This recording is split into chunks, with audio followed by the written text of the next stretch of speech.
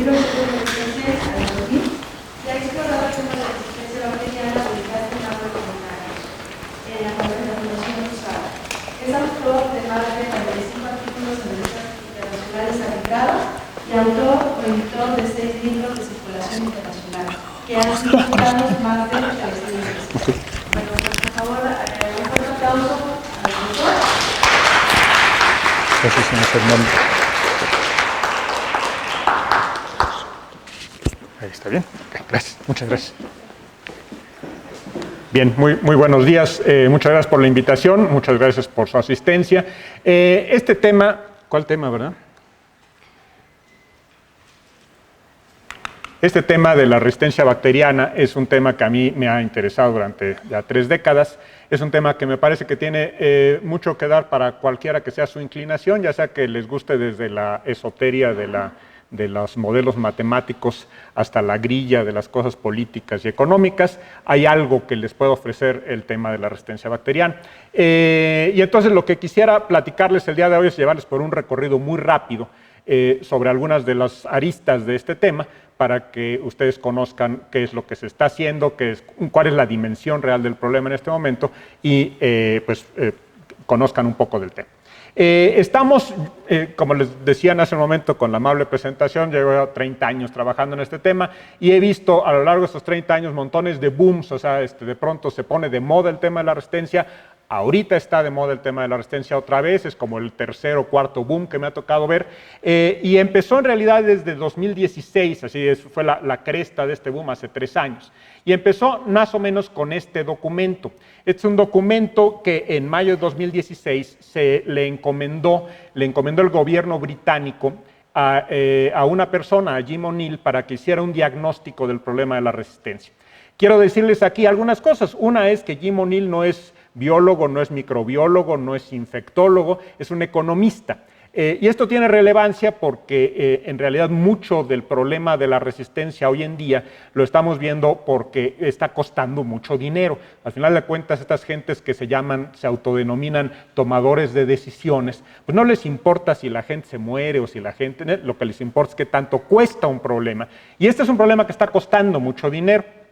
Y entonces se le encomendó al gobierno británico a este Jim O'Neill, que es un economista destacadísimo, que hiciera un diagnóstico, y está ahí, lo pueden encontrar este documento en internet, y el diagnóstico en general lo podemos resumir en este texto de aquí. La cosa está del nabo ahorita, o bueno, desde 2016, y se va a poner peor.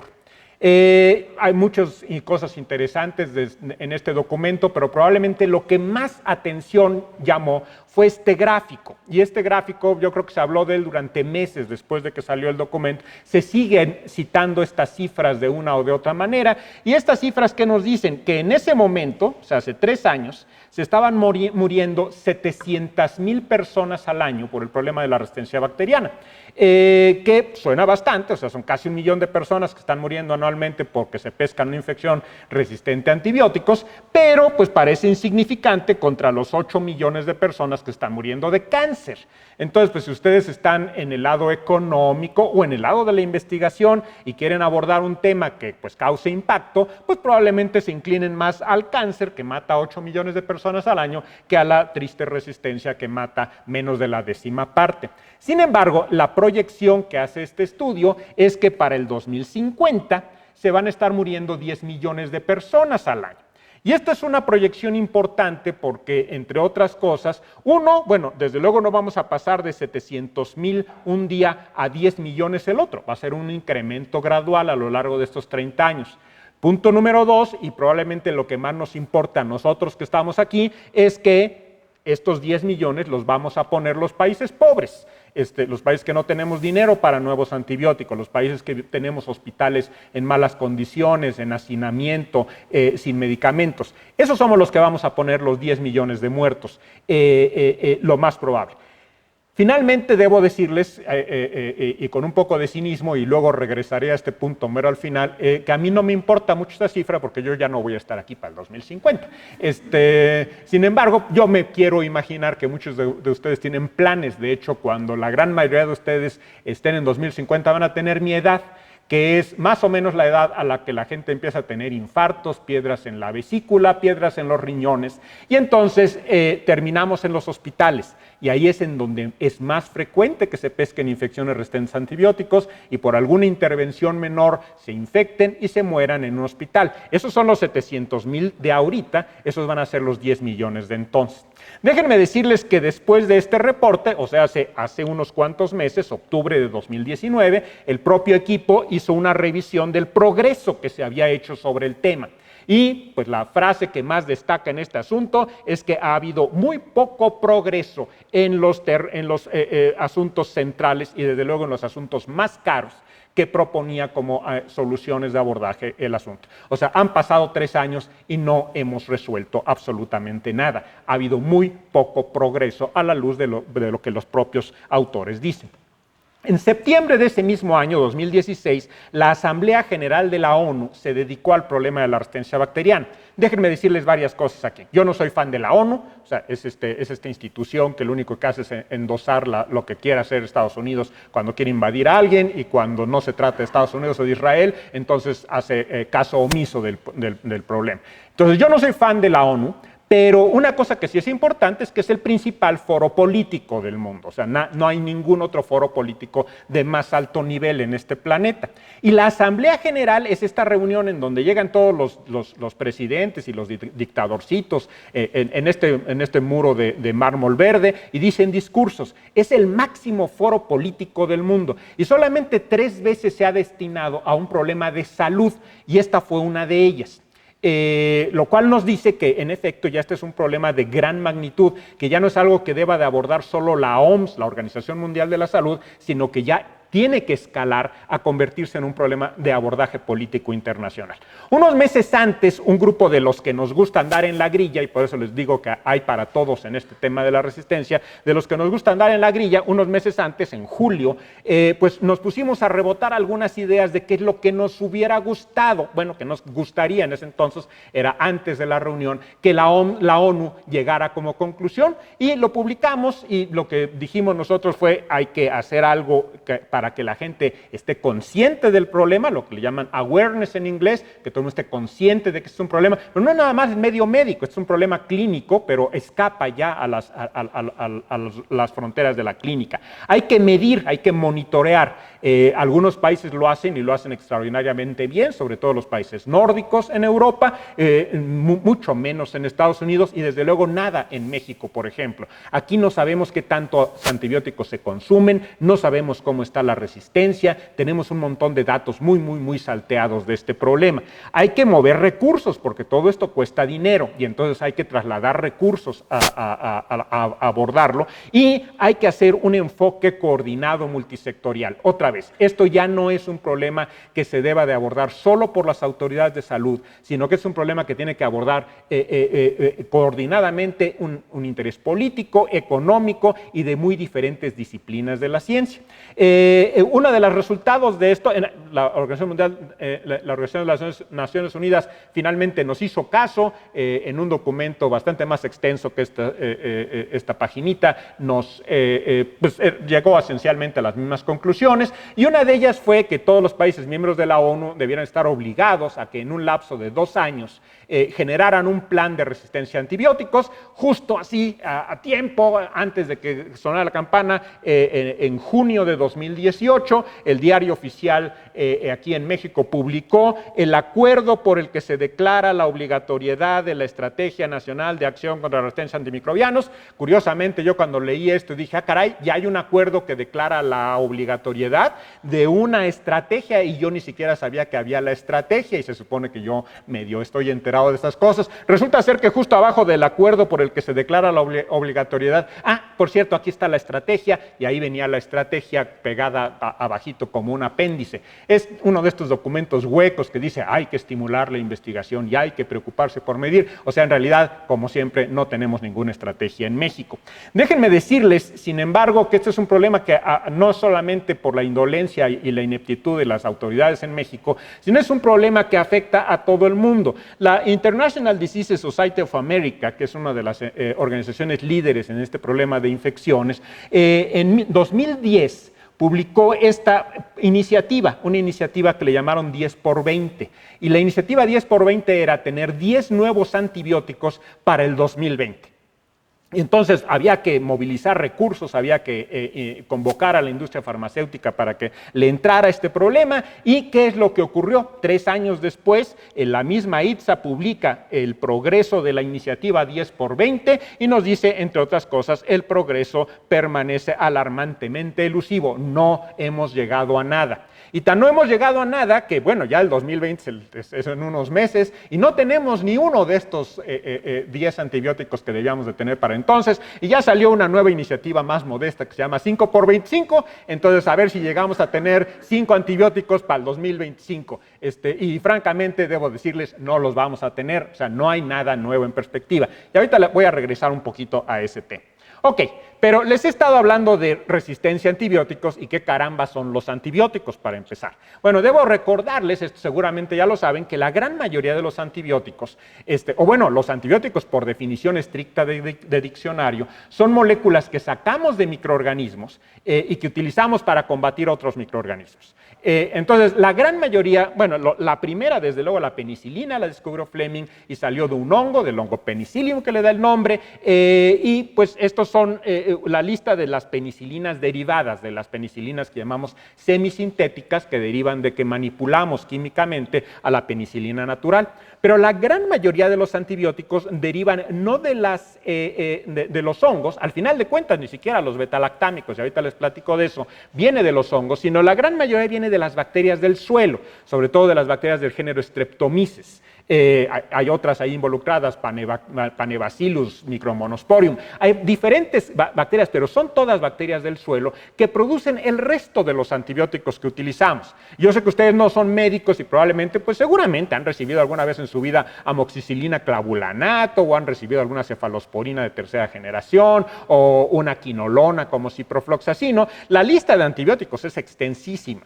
Y la gran mayoría, todo lo que están viendo ustedes fuera de lo que está en este recuadro, proviene de bacterias. Las cefalosporinas, algunas provienen de otro hongo que en su tiempo se llamaba Cephalosporium, por eso se llaman así, ahora se llama Cremonium ese hongo, pero bueno, al final de cuentas todos los genes que codifican para la síntesis de betalactámicos provienen de bacterias y se transfirieron horizontalmente a los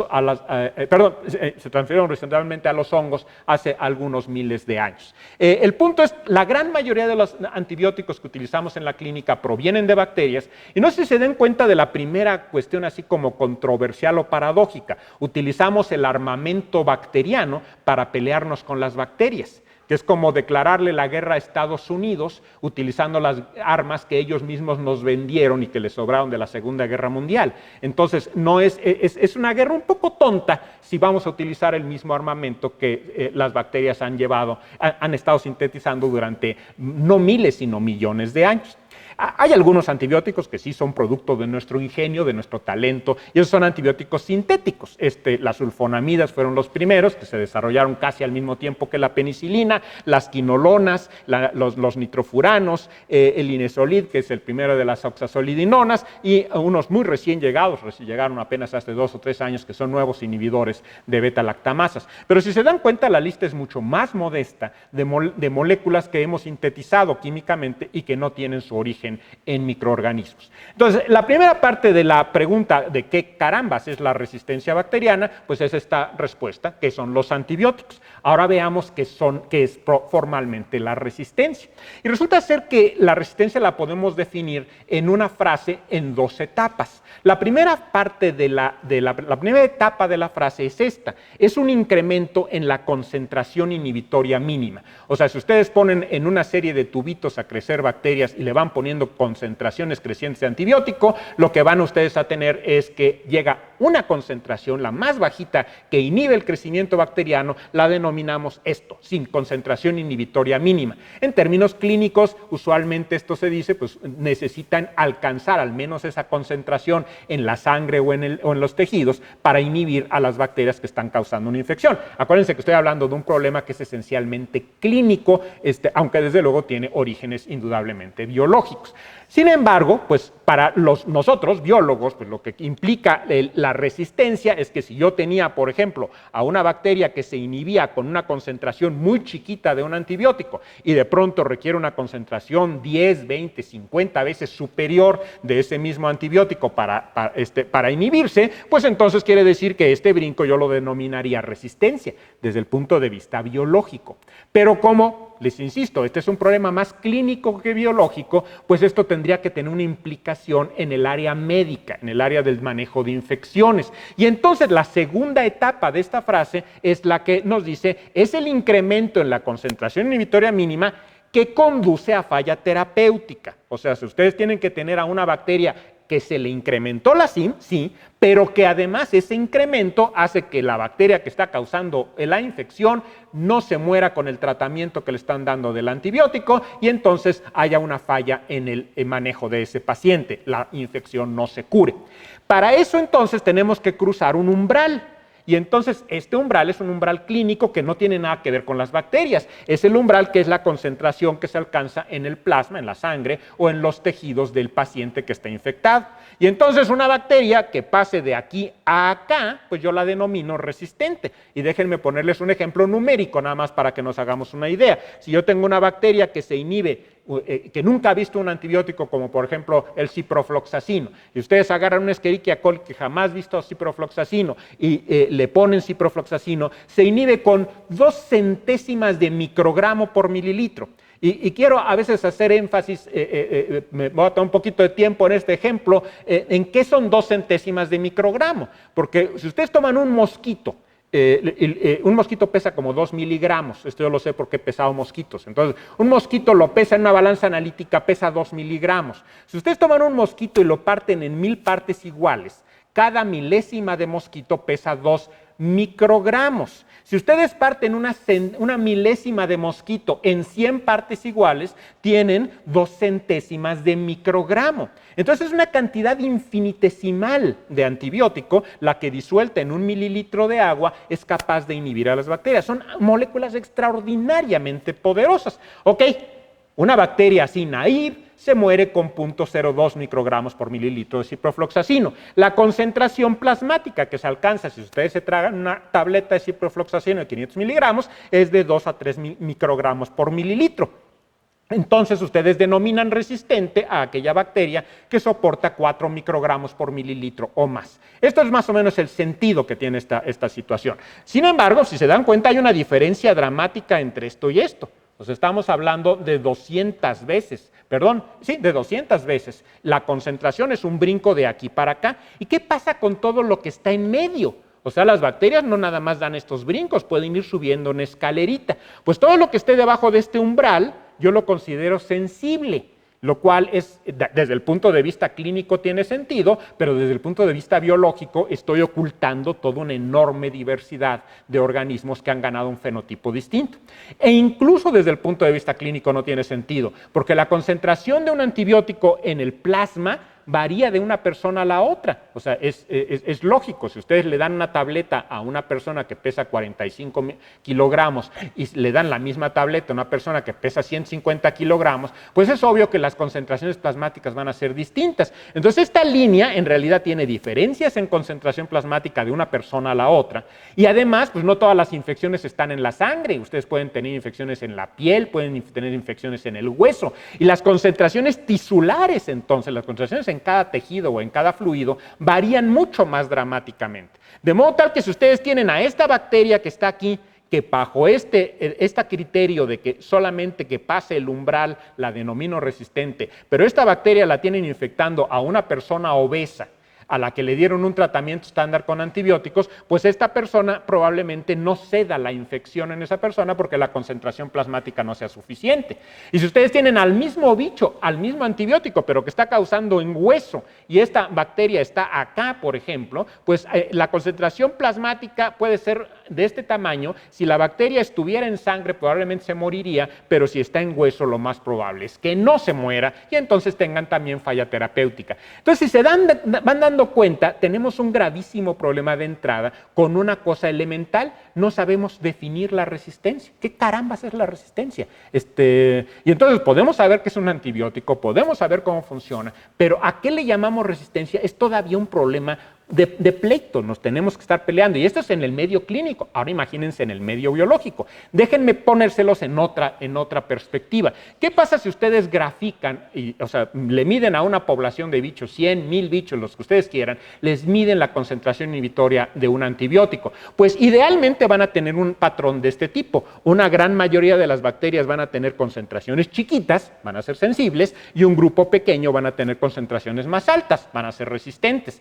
Y entonces, si la concentración plasmática está aquí, pues es muy fácil decir, bueno, pues las que tengan una concentración inhibitoria mayor que la plasmática, claramente son resistentes; las que tengan una concentración inhibitoria menor que la plasmática, claramente son sensibles. Pues está muy facilito, ¿no? No hay ningún problema. Luego hay otros casos en los cuales la gran mayoría de las bacterias, o la totalidad de las bacterias de una especie, están del otro lado de la concentración plasmática. Esto es lo que llamamos resistencia intrínseca. Todos los gérmenes de esta especie son resistentes, y siempre lo han sido, a ese antibiótico. Y entonces hay antibióticos que, por ejemplo, ustedes no pueden usar para tratar una infección por pseudomonas, ustedes no pueden usar ampicilina, porque nunca fue sensible pseudomonas a la ampicilina. O si ustedes tienen una infección por gram negativos y le quieren poner a esa infección un macrólido como claritromicina, va a fallar porque los macrólidos no penetran la membrana externa de los gram negativos. Son bacterias que son intrínsecamente resistentes. Estos dos escenarios están facilitos. Esto es muy, muy sencillo de definir y de diagnosticar. Pero ¿qué pasa si ustedes tienen un patrón como este? En el cual aquí está la concentración plasmática que se alcanza, tienen algunas bacterias que son claramente susceptibles, a otras que son claramente resistentes bajo este mismo criterio, pero ¿qué hacemos con este grupito?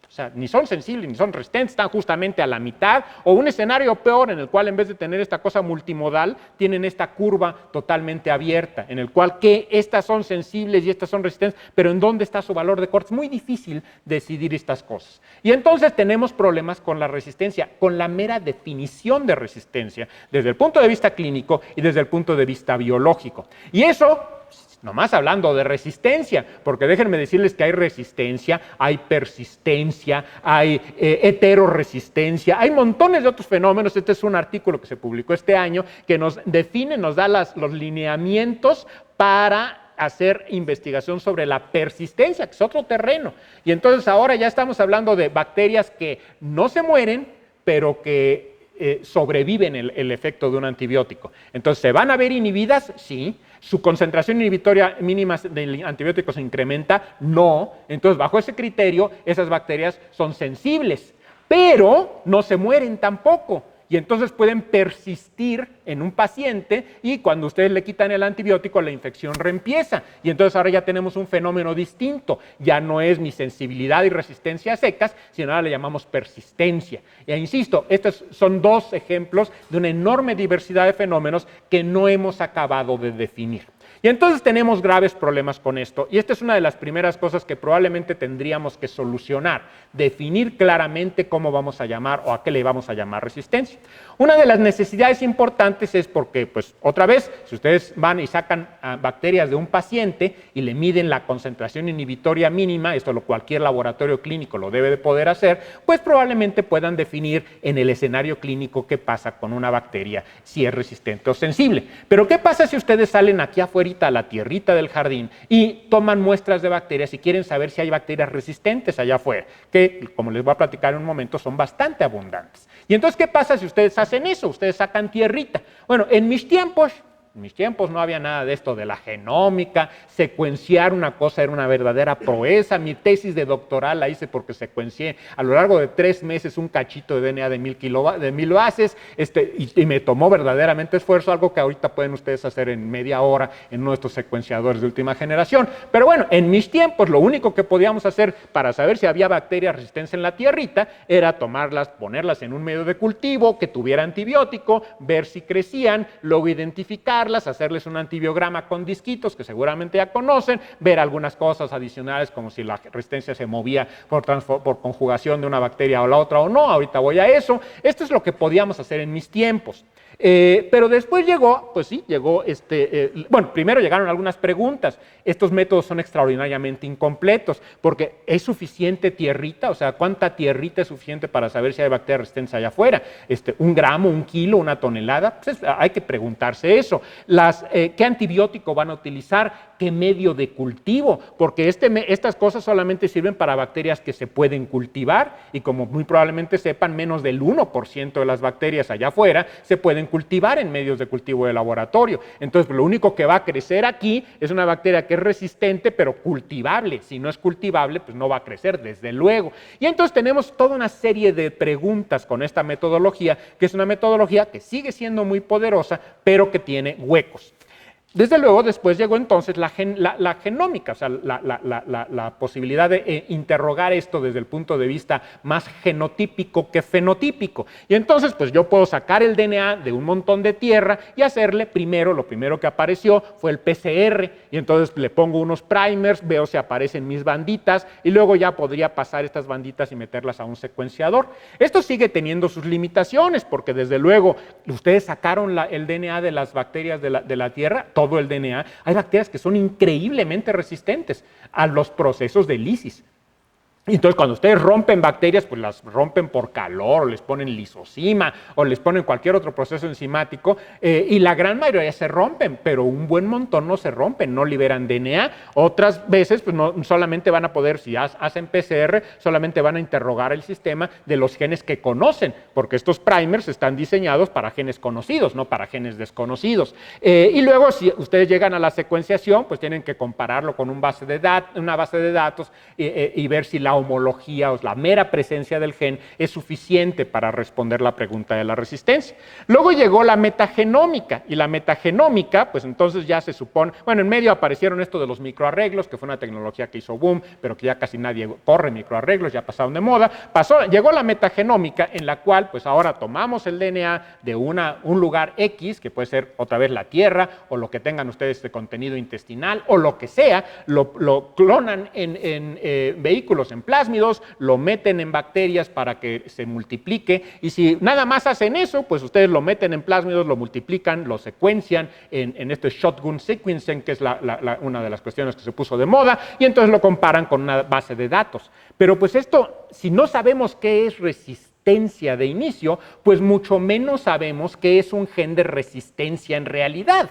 O sea, no hemos acabado de definir el fenotipo, pues mucho menos vamos a poder saber qué onda con el genotipo. Hay otro tipo de metagenómica, que es la que llamamos funcional, en el cual si ustedes meten genes en plásmidos, en bacterias, pueden ver si el gen que andaba en la tierrita confiere resistencia en el vector que están ustedes utilizando, por eso llamamos funcional. Pero otra vez, ¿es el vector adecuado? ¿Es el antibiótico adecuado? Hay muchas preguntas aquí que nos quedan incompletas. Esto después lo pueden meter a secuenciación y completar el esquema. Entonces hay diferentes estrategias para abordar esto, pero si se dan cuenta, ninguna les va a dar un esquema completo.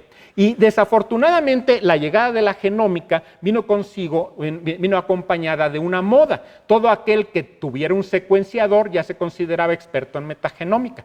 Y esto está pasando hoy en día. Entonces ahorita todo el mundo que tiene un secuenciador ya se siente científico. Y cree que por meter una muestra en un secuenciador y sacar una secuencia ya son hombres de ciencia. Déjenme presentarles este artículo reciente. Alguien secuenció el queso de Ocosingo para ver qué bichos había en el queso de Ocosingo. O sea, ¿y qué respuesta científica tiene el saber qué bichos hay en el queso? ¿Qué genes de qué bichos hay en el queso de Ocosingo? O sea, pero ahí está publicado, es un avance científico de la Universidad de Querétaro. Entonces, este tipo de cosas pues son excesos en los que desafortunadamente ahorita estamos, en los cuales el secuenciar pareciera ser que fuera la respuesta a todo, pero en realidad si no sabemos de qué idioma estamos hablando, pues es muy difícil que nomás teniendo las palabras podamos sacar alguna conclusión inteligente. Uno de los esfuerzos alrededor de esto lo hizo, uno de los ejemplos de esta cuestión que ha sido ridícula es este artículo. Es un artículo que apareció en Nature, es un artículo que apareció en 2011 y que ha sido citado hasta el momento más de 1000 veces. O sea, es un artículo muy popular y nos dice que la resistencia a antibióticos es muy vieja, vieja no como yo, vieja como del Paleoceno. O sea, es una cosa que, ¿cómo lo hicieron? Estos se fueron a perforar ahí los hielos del permafrost de Alaska, sacaron hielos que tenían 70,000 años de edad y encontraron genes de resistencia y lo publicaron en Nature. Y estas son cosas que se hicieron por metagenómica funcional. Bueno, déjenme decirles que en 1973, este par, que es, entre otros Julian Davis, uno de los principales autores del tema de la resistencia, ya lo había dicho. Y es muy lógico, si las bacterias son productoras de antibióticos, pues desde luego las bacterias productoras de antibióticos no producen antibióticos para suicidarse, los producen para otros propósitos, esencialmente no para guerra química entre ellas, los producen para comunicarse entre ellas. Muchos de estos son señales de quórum, muchas son señales para mediar la colonización de diferentes ambientes. El punto es que estas bacterias productoras de antibióticos, sobre todo los Streptomyces, que son bacterias del grupo de los actinomicetos, son bacterias que han traído desde siempre genes de resistencia, porque si no los trajeran, pues se morirían. Y esos genes de resistencia son los que están ahora presentes, o desde 1973 presentes, en las bacterias que están causando infecciones. Y esto, insisto, lo sabíamos desde 1973. O sea, y bioquímicamente en este tiempo ni siquiera se secuenciaba. Pero pues desde luego pues, este artículo se les olvidó, ya nadie lo lee y ahora pues llegaron estos que traen secuenciadores y creen que con sacar tierrita y secuenciar van a dar una gran respuesta científica, publican este artículo y nos dice la resistencia es vieja. Pues sí, ese conocimiento también es viejo. Y entonces son cosas que casi podríamos ni siquiera derivar de la ciencia, derivar simplemente de la observación de lo que estamos teniendo. Este grupo, el grupo de José Luis Martínez y de Fernando Vaquero en España, nos propone precisamente qué es lo que podemos llamar un gen de resistencia, qué es lo que nos debe de preocupar si vamos a hacerlo de esta manera con estrategias de metagenómica. E insisto, no quiero hablar de que la metagenómica, no quiero ni siquiera que se interprete así, que la metagenómica sea mala, es desde luego una herramienta poderosísima, pero tenemos que saber leer los resultados. Y entonces, si me sale una lista de genes, ¿cuáles de esos genes son importantes desde el punto de vista de la resistencia bacteriana? Ellos proponen, por ejemplo, que si yo tengo en el ambiente, en las tierras y en las aguas, pues va a tener montones de genes que parezcan de resistencia, según alguna base de datos, pero va a ser la capacidad de movilizar esos genes, y ahorita voy a llegar ahí, esa capacidad de movilizarlos a bacterias de animales y finalmente de movilizarlos a bacterias en los humanos, la que va a tener relevancia. Si no, si es un gen de resistencia que es una resistencia intrínseca de una bacteria que aunque nos embarremos así por toneladas en la piel no nos va a causar la más mínima infección, como suele ser Streptomyces, pues entonces ese gen de resistencia en realidad no tiene ninguna relevancia, al menos no desde el punto de vista clínico. Es una curiosidad de ese Streptomyces. Grave sería que ese gen de resistencia se pasara primero a animales o a otras cosas del medio ambiente y terminara causándonos infecciones a nosotros. Eso sí lo voy a llamar un gen de resistencia. Y entonces, pues, esto es una propuesta, y es una propuesta que tiene apenas unos 2 o 3 años, de a qué le voy a llamar resistencia desde el punto de vista de los estudios de metagenómica. Ahora bien, ¿de dónde sale la resistencia? Porque ya vimos qué es la resistencia, ya vimos qué son los antibióticos, pero ¿de dónde sale la resistencia? Ya les empecé a bosquejar algo de la respuesta a esta pregunta. La primera es, pues la resistencia viene en muchos casos de las bacterias que producen en primer lugar los antibióticos. Entonces, vamos a ver primero cómo le hace una bacteria para hacerse resistente. Imagínense que tienen un antibiótico. Y cómo le hace una bacteria para ser resistente a ese antibiótico. Una estrategia muy común es que la bacteria produce una enzima que degrada o que inactiva al antibiótico. Y estos son algunos ejemplos de esa inactivación enzimática. Los beta-lactámicos, que son las penicilinas y las cefalosporinas, los aminoglucósidos como la gentamicina, la amicacina, la streptomicina, el cloranfenicol, son antibióticos que sufren degradación enzimática. Hay una enzima que le hace algo al antibiótico y el antibiótico ya deja de ser antibiótico, deja de tener actividad antimicrobiana. Esa es una posibilidad. ¿Qué otra posibilidad tenemos? Bueno, la gran mayoría de los antibióticos actúan en el interior, en el citoplasma de las bacterias. Entonces el antibiótico tiene que ingresar a la bacteria, acumularse en el interior para tener un efecto antimicrobiano. ¿Qué pasa si la bacteria genera un mecanismo de expulsión, de flujo? Tiene una bomba que expulsa al antibiótico de aquí y lo saca de la célula. Bueno, pues entonces la bacteria puede estar nadando en un mar de antibiótico, pero las concentraciones intracelulares van a ser insuficientes para matar a esa bacteria. Y esto, que le llamamos flujo o expulsión, pues es característico de los macrólidos, como la eritromicina, de las tetraciclinas, de las quinolonas, como el ciprofloxacino o el levofloxacino. Entonces tenemos otro mecanismo. ¿Qué pasa si nuestro antibiótico se tiene que unir a una estructura bacteriana, por ejemplo al ribosoma bacteriano, para inhibir la síntesis de proteínas? Bueno, a la estructura a la que se tiene que unir le llamo blanco, es el sitio al que se tiene que unir el antibiótico. Y si la bacteria es capaz de alguna manera de proteger el blanco, de hacerle algo al blanco para que siga funcionando como debe, pero el antibiótico ya no se pueda pegar a ese blanco, pues ahora la bacteria va a ser resistente a antibióticos. Esto es muy común entre macrólidos y quinolonas.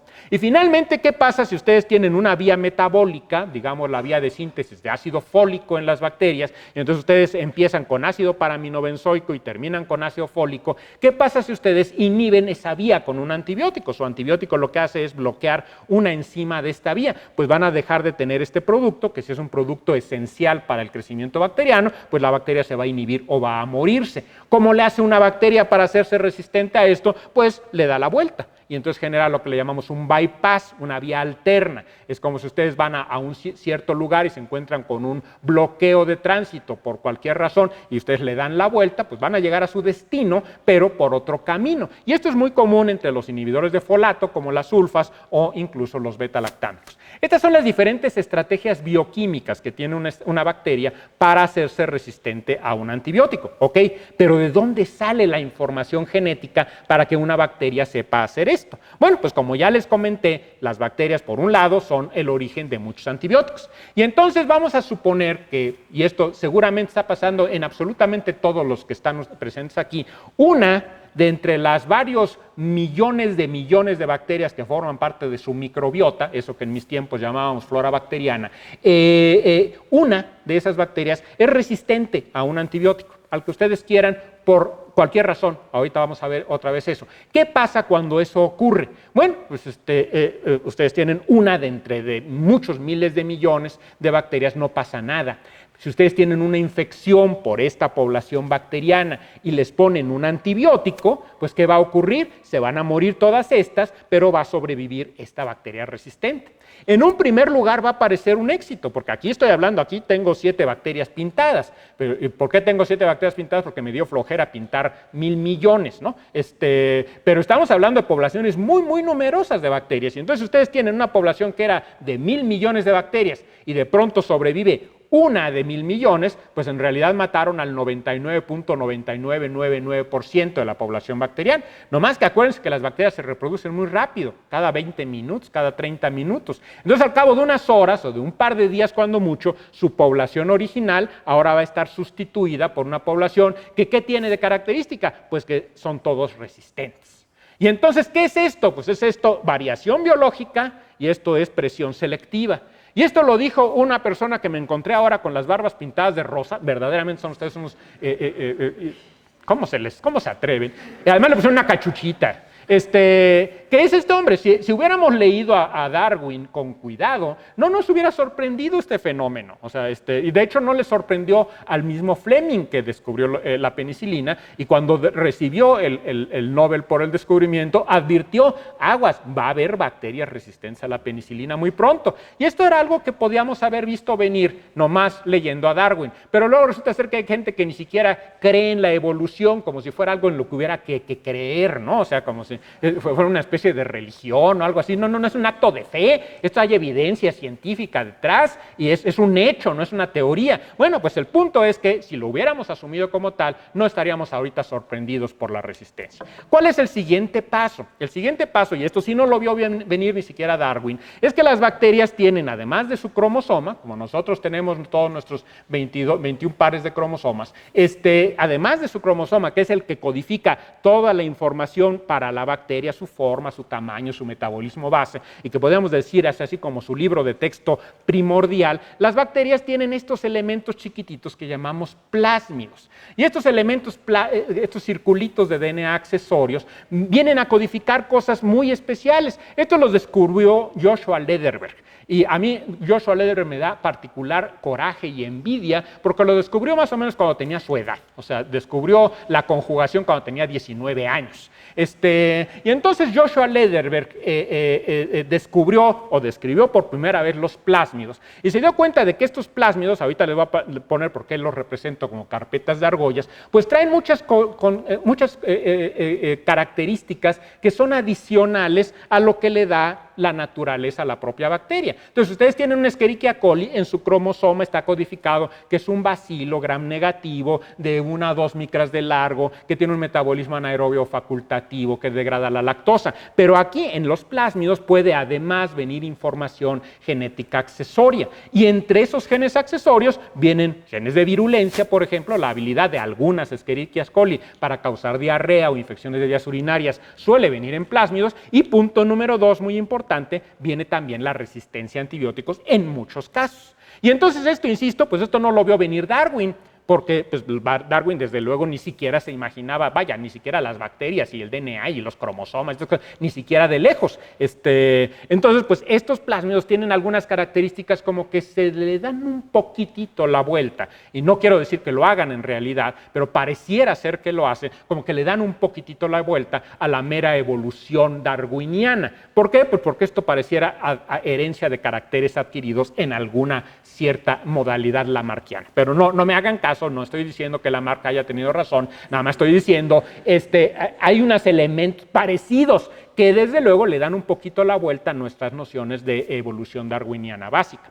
Y entonces, ¿qué es lo que pasa? ¿A qué me refiero con esto? Pues que las bacterias tienen la capacidad, por ejemplo, a que si una bacteria trae un plásmido y se acerca a otra, y este plásmido es conjugativo, pues esta bacteria puede transferirle por conjugación una copia del plásmido a la otra. Y esto es algo que se llama, y ahorita lo voy a resumir, transferencia genética horizontal. ¿A qué me refiero? Si lo hiciéramos los humanos no hacemos esto, afortunadamente, pero si lo hiciéramos los humanos, quisiera decir que ustedes, por estar sentados unos junto de los otros, salieran de este salón con el color de pelo, con el color de ojos de su vecino de asiento. Eso es lo que hacen las bacterias, no es sexo, y de veras no estoy diciendo que ahorita traten de efectuar este tipo de maniobras. El punto es que las bacterias pueden intercambiar esta información genética de una manera que nosotros no podemos hacer.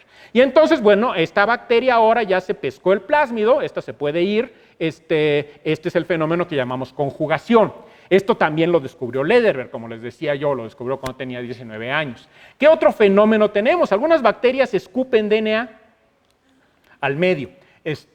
Streptomyces, curiosamente, lo hace, que es una de las bacterias que produce antibióticos. Y otras bacterias tienen la habilidad para que si ven DNA en el medio, en vez de comérselo, decir y me como este DNA, no, lo toman y lo incorporan a su información genética. Esto es lo que llamamos transformación. Esto se descubrió un poco antes de la conjugación. Esto lo descubrió un microbiólogo inglés de apellido Griffith, que nadie lo peló, y después lo descubrió este grupo de Avery, MacLeod y McCarthy, que descubrió que en realidad el elemento transformante era el DNA, la primera evidencia de que el DNA era el principio de la información genética. Y otra cosa que también descubrió Lederer fue la transducción. Un virus de estos que infecta bacterias, un fago puede infectar a una bacteria. Aquí me voy a tomar una licencia poética, no es así como ocurre, pero digamos que este fago se lleva por error DNA de la bacteria, de la que acaba de infectar, y lo transfiere acá. No ocurre así, pero bueno, al final de cuentas, lo que pasa es que este fago le inyecta DNA bacteriano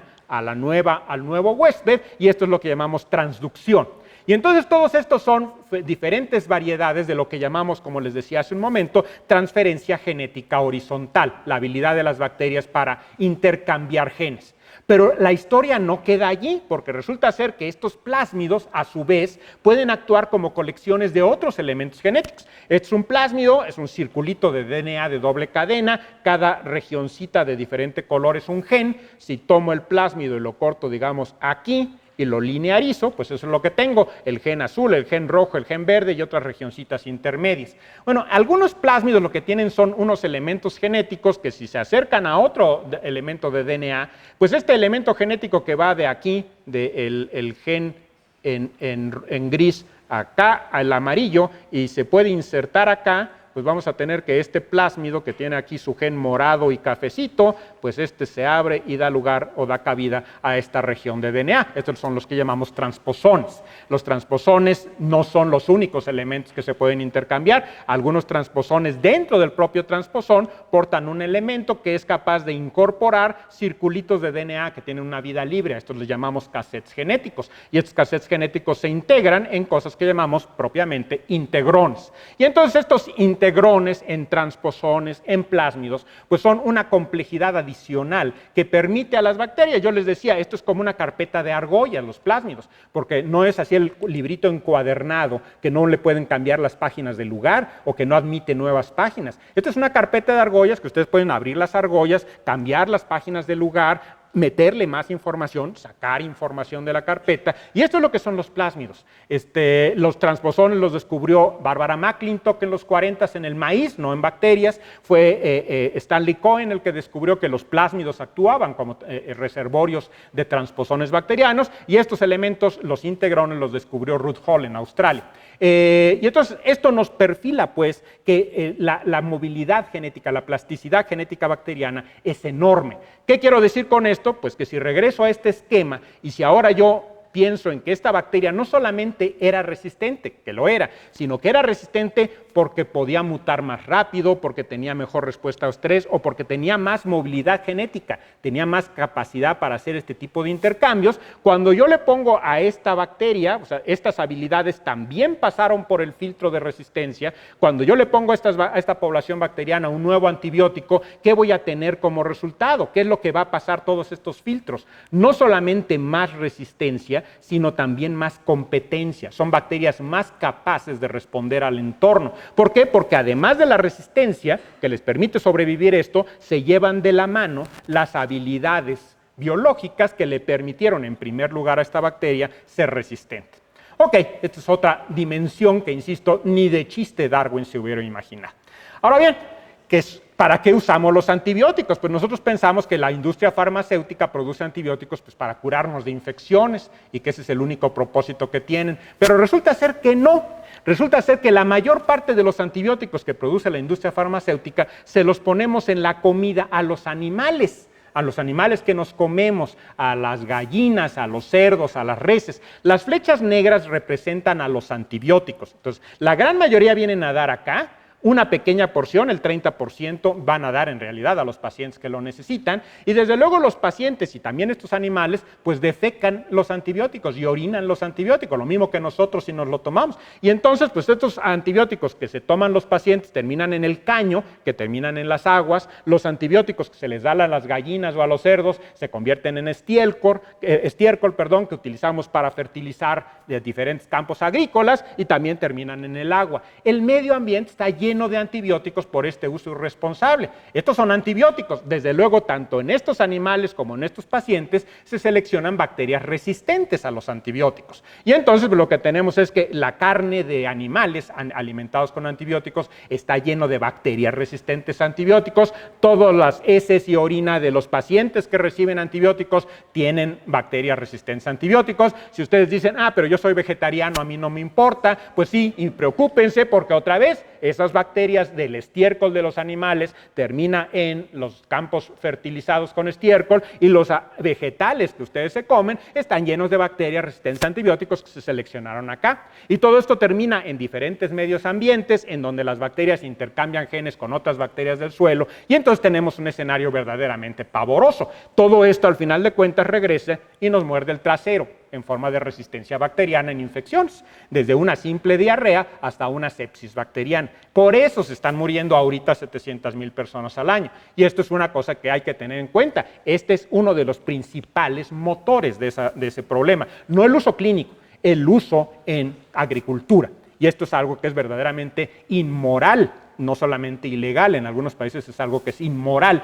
Pero bueno, dejemos ese asunto. La resistencia está en realidad en todos lados, ya se midió resistencia en la Estación Espacial Internacional, y esto no es ninguna sorpresa, cada uno de nosotros está liberando al medio ambiente 35 millones de bacterias por hora. O sea, en el tiempo que voy a estar aquí, he dejado una nube de 35 millones de bacterias a mi alrededor. Si traigo bacterias resistentes, pues ya las dejé aquí y en el micrófono y en la mesa, en todo lo que estoy tocando y por todo donde voy caminando, voy dejando bacterias resistentes. Pues los astronautas ya dejaron bacterias resistentes en la Estación Espacial Internacional, ya están en el espacio exterior, y ya incluso sabemos cómo el espacio exterior modifica la expresión de la resistencia, cosa que no sé para qué podamos utilizar, pero bueno, ya sabemos que hay un cambio por la ausencia de gravedad.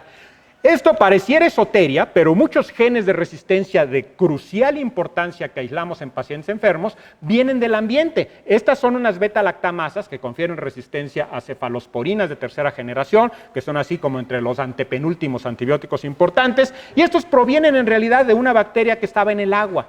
Es el género Cluivera. Nunca causa infecciones esta bacteria, nunca la van a aislar de un paciente, pero esta bacteria traía el gen en un plásmido que traía un integrón, se la pasaron intercambiando información y ahora lo tenemos en todo el mundo esta resistencia. ¿Por qué? Pues porque hemos seguido todo este camino sin duda. Este es un ejemplo, esta resistencia a fluoroquinolonas es otro, sale de una bacteria que llamamos Shigella, otra bacteria que jamás causa infecciones en el humano, pero este gen es parte de un integrón, parte de plásmidos grandotes conjugativos, y otra vez este gen ya está en todos lados en el ambiente. Y este probablemente sea el peor ejemplo de toda la historia, porque este antibiótico es un antibiótico muy viejo que se llama colistina. Este antibiótico, de hecho, en México lo dejamos de usar durante muchos años porque pues, es muy tóxico. La gente, si le ponen colistina, le hacen pomada a los riñones. Y entonces, pues, cuando fueron surgiendo antibióticos más inocuos, menos agresivos, pues dejamos de usar la colistina. No más que ahorita en los hospitales, en muchas ocasiones, lo único que puede salvar a un paciente es ponerle colistina, porque la bacteria ya es resistente a absolutamente todo lo demás. Y entonces, pues, la alternativa es fácil, ¿no? Si ustedes tienen a un paciente, le ponen colistina, le hacen pomada a los riñones. No le ponen colistina, se muere.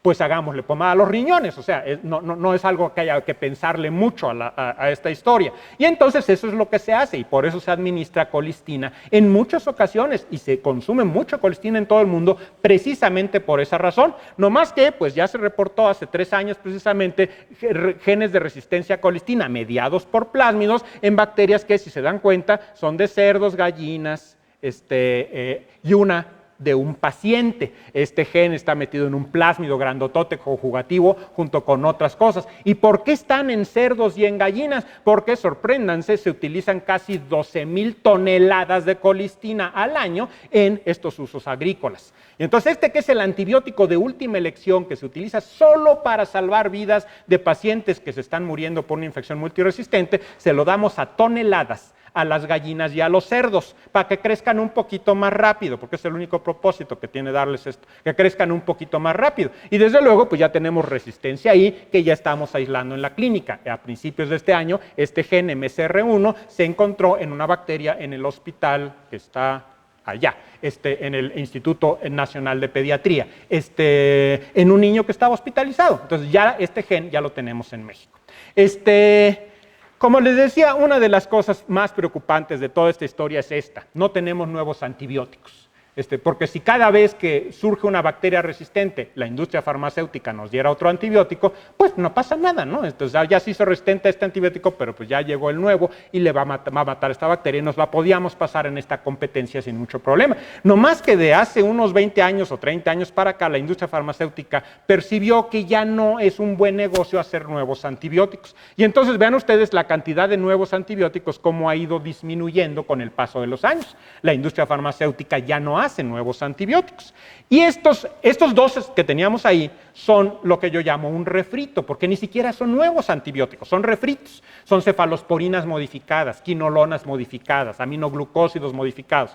¿Y por qué les digo refrito? Bueno, muy probablemente ustedes cuando eran niños los llevaron a ver esta película, King Kong de 2005, y entonces han de haber salido así como impresionados con el gorilota. Bueno, yo cuando era niño fui a ver King Kong, no más que King Kong de 1976. Y mi papá, no tan cuando era niño, porque ya le agarró un poco más crecidito, probablemente mi abuelo cuando era muy niño, fue a ver King Kong de 1936. Entonces, de aquí es un refrito. La historia es exactamente la misma. O sea, es un gorilota que está en una isla, se enamora de una güera, lo llevan a Nueva York, se suelta, hace destrozos, lo matan, se acabó la historia. Los antibióticos son lo mismo. O sea, si ustedes tienen una cefalosporina de quinta generación que salió ayer, en realidad es la misma cosa que una cefalosporina básica de hace 50 años que se descubrió en Italia de una bacteria Cephalosporium. Entonces, no estamos desarrollando nuevos antibióticos, estamos haciendo refritos. ¿Por qué? Pues porque es mucho más barato andar haciendo refritos que andar buscando nuevos antibióticos. Déjenme presentarles este gráfico, y que con esto estoy ya por terminar. Y este es un gráfico que me dice que conforme más uso antibióticos, este es un ejemplo europeo, conforme más uso antibióticos, ¿qué ocurre? Pues crece la resistencia bacteriana.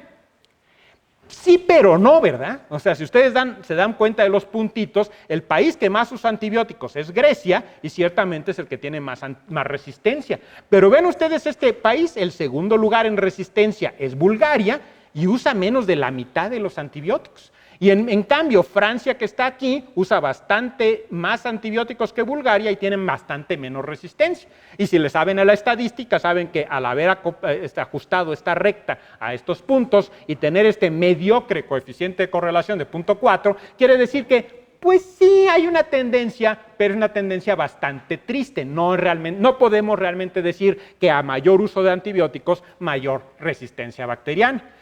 Pero este mismo grupo hizo este estudio y este análisis con los mismos países y con los mismos datos, descubre que hay un elemento, deliberadamente lo tapé aquí, hay un elemento que entre más hay, menos resistencia tienen. Y entonces pueden ustedes ver cómo el coeficiente de correlación de esta recta es muchísimo mejor, 0.77, y que aquí tenemos un grupo de paisitos que tienen muy poquita resistencia y que tienen mucho de esto. ¿Y qué será esto? Pues no es dinero, porque por ejemplo Islandia es un país que está quebrado. Está más quebrado que nosotros. Entonces, pues, y Finlandia y Dinamarca, pues sí tienen un buen nivel de vida, pero son unas economías bastante inferiores a nivel mundial. ¿Qué será esto? Pues sorpréndanse, control de la corrupción. Y esto es muy lógico además, o sea, si ustedes están en un país corrupto que permite que se usen los antibióticos en ganadería, que permite que se vendan antibióticos sin receta médica, que da mala educación médica en las universidades, que hace todas estas cosas, pues desde luego vamos a tener una alta resistencia. Y entonces, así se llama el artículo, salió en el PLOS ONE, la resistencia bacteriana, la contribución mayor del mal gobierno y de la corrupción a este problema creciente. Y otra conclusión preocupante es que si se ponen a pensar, estos son los países más corruptos de Europa, pues desde luego si se ponen a pensar cómo estaremos en México, pues probablemente andemos como por acá. Entonces, y no es falso. En México tenemos graves problemas de resistencia. Una última consideración, porque yo les había dicho, esta es una plática de metagenómica, bioética, y yo cada vez que oigo la palabra bioética me da como un calambre, porque pienso que va a salir un cura o un panista diciéndome que el aborto es malo, o alguna de esas cosas. Este es el tipo o de que es malo jugar a ser Dios. ¿Qué tiene de malo jugar a ser un personaje imaginario? O sea, yo no entiendo cuál es el problema aquí. Pero bueno, la bioética, en el cambio, sí tiene algunas implicaciones. Este es un artículo que dice que hay que pensar cómo regulamos los narcóticos y los antibióticos. Porque si se ponen a pensar, aquí el comandante Borolas, cuando desató la guerra contra el narco, ¿qué es lo que hizo? Desató la guerra contra una situación que mata un poquitito de gente por consumo de antibióticos, por consumo de droga, cuando en realidad se están muriendo varias decenas de miles de personas al año en este país por el abuso de antibióticos. Y entonces, ¿por qué no les echó el ejército a los que le ponen antibióticos a los animales? Desde el punto de vista bioético, esto era muchísimo más justificado que andar persiguiendo narcotraficantes. Si nos vamos por el daño que hacen a la sociedad en forma de muertos, de víctimas de esta práctica inmoral. Entonces, bueno, pues esto es lo que explora la bioética. Cuando tenemos un paciente así en estado de coma, en terapia intensiva por una infección muy grave, los médicos van racionando los antibióticos precisamente por el miedo de la resistencia. ¿Es eso ético? Lo pone en riesgo su vida. Muchas veces se muere por una de estas precauciones que se toma para no mover más rápido la resistencia. Entonces, bueno, pues esto es algo que hay que preguntarse. De hecho, desde los niños, o sea, si ustedes tienen un niño con otitis media, que es la infección del oído, en la gran mayoría de los casos no necesita antibióticos. Los europeos ya tomaron la determinación de prohibir que se les den antibióticos en los primeros 3 días del padecimiento. ¿Por qué? Pues porque se puede aguantar 3 días a que se cure solo, porque usualmente son infecciones virales, antes de darle un antibiótico. ¿Pero es eso ético? ¿Es de hecho ético prohibir la venta de antibióticos para animales sabiendo que esto abarata un poquito la carne? Pues si ustedes prohíben esto, la carne va a salir más cara, se va a limitar el acceso de los antibióticos a la gente más pobre. ¿Es eso ético? Entonces hay muchas consideraciones aquí que se pueden tomar. Déjenme terminar con la última de estas diapositivas, porque ya me comí mi tiempo, y decirles nada más esta parte de la historia. No era esa.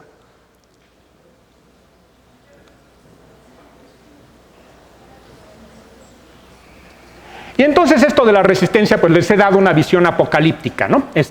Montones de muertos, montones de cosas. ¿Es algo como si nos fuera a caer un asteroide y fuera a destruir la mitad del planeta? No, o sea, no es de ese tamaño. ¿Es como el calentamiento global? No.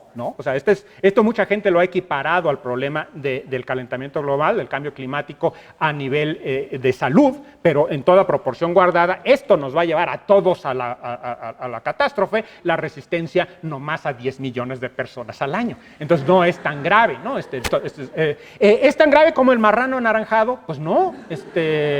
En un descuido para ganar las elecciones del año que viene se le ocurre echarle una bomba atómica a Irán, va a ser una catástrofe, pero no va a ser una catástrofe la resistencia bacteriana del tamaño de una de estas cosas. Vamos a regresar a las epidemias de la Edad Media, con la peste bubónica y neumónica. Tampoco, ya tenemos muchas formas de salir al frente con problemas epidémicos. Sin embargo, pues regreso al viejo gráfico. Y la pregunta entonces es, ¿quiere usted estar aquí? ¿Quieren ser parte de esta estadística? Esa es la gran pregunta. Y entonces eso es lo que les corresponde a ustedes contestar. A mí ya no. Yo no voy a estar aquí, insisto. Y lo digo con todo cinismo. A mí ya no me importa. Lo cual es verdaderamente grave, porque la gente que toma las decisiones tiene mi rodada o mayor. Y la gran mayoría pensamos así. A mí ya qué me importa. Entonces, les corresponde a ustedes. Desafortunadamente, esto es lo que les heredamos, un país en ruinas y antibióticos que no sirven. Les agradezco muchísimo su atención.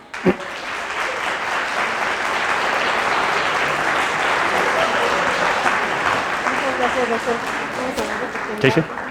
Bueno, agradecemos y damos oportunidad solo a una pregunta, por favor. ¿Alguien le gustaría formular una pregunta, chicos? Ajá, fuerte, por favor. Que no tengo micrófono. Y bueno, justamente para tratar el tema de la resistencia a antibióticos se está abogando por nuevos tratamientos y entre ellos también he investigado sobre uno que implicaba el tratamiento a base de macrófagos. De fagos, de bacteriófagos, sí. Exactamente, y otro que era justamente modificación de los plástidos utilizando CRISPR-Cas9. Más o menos, no lo tengo muy bien entendido. ¿Me podría decir más o menos a qué tan avanzados estamos con esta? Ok, rapidísimamente, la investigación con fagos es una investigación vieja, o sea, esto se empezó a usar en Lituania como por ahí de los 20, 30 del siglo pasado, o sea, tenemos casi 100 años en eso, y nunca agarró vuelo. Ahorita, precisamente, como hay infecciones que ya no ceden más que a fagos, pues se está tratando de recurrir a esto y hay evidencia anecdótica de que funciona. O sea, ya hay casos documentados de que se están utilizando fagos en personas y han funcionado, se han utilizado ya en animales y han funcionado. Mi preocupación, la de muchas personas, es que los fagos, pues uno, son elementos de transferencia genética horizontal y liberar estos al ambiente de manera tan irresponsable pudiera tener consecuencias que ni nos imaginamos. Dos, es que ya hay resistencia a fagos en la naturaleza, lo mismo que ya había resistencia a antibióticos. Entonces, que surjan bacterias resistentes a fagos no es cosa de ciencia ficción, ya las hay y los vamos a estar seleccionando con estas estrategias. Y entonces pues, va a venir a ser una especie como de un parchecito temporal a un problema de gran magnitud. Me preocupa que sea otra vez una cosa que vaya a ser alimentada por la ambición económica, como fue el tema de los antibióticos, y que esto se contagie a la investigación con fagos. Las otras estrategias están muchísimo más en sus inicios. Yo exploré hace 30 años el uso de agentes que pudieran eliminar plásmidos bacterianos para poder entonces contrarrestar la resistencia, y hay así a lo largo de la historia, si le sumo 20 artículos al respecto, sumando los 3 míos, es mucho lo que hay en la literatura al respecto. Entonces, es una historia que apenas se está cocinando, controlar medidas de los agentes de quórum, la señalización de quórum, disminuir la virulencia bacteriana, como estrategias para no tan declararle la guerra a las bacterias con agentes muy, muy agresivos, que son los antibióticos, sino lograr una especie de entendimiento, ¿no? Entonces, darles nada más un zape para que se ataruguen y no matarlas, de modo tal que no haya una presión de selección tan dramática y podamos coexistir. Pero esas todavía están, si no hay nuevos antibióticos en perspectiva, esas otras opciones están 20, 30 años en el futuro, si es que las llegamos a ver, ¿no? Porque otra vez muchos intereses económicos pueden simplemente decir, esto realmente no me interesa, hay muchas limitaciones al respecto. Muchísimas gracias. Gracias. Muchas gracias. Gracias. Gracias.